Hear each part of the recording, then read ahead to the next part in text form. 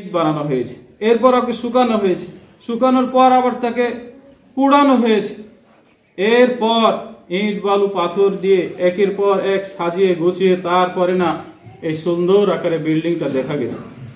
একদিকে যেমন শ্রম রয়েছে শ্রমিকদের, অপরদিকে ইটকে এই মাটিকে সাধারণ মাটি থেকে পুড়ে এই পুড়ার মতো এত কষ্ট ত্যাগ স্বীকার করার পরে এটা সৌন্দর্য দেখা যাচ্ছে।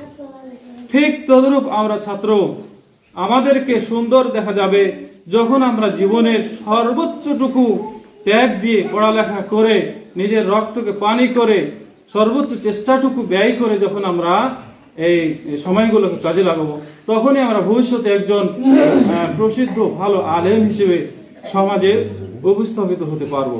এজন্য আমাদের ছাত্র জীবনের এখন আমরা যে ফলটা পাবো, এই ফলকে নিয়ে আমাদের ভবিষ্যৎ গড়ার জন্য আমরা নিজেকে প্রস্তুত করে নিব, নিজেকে সাজিয়ে নিব।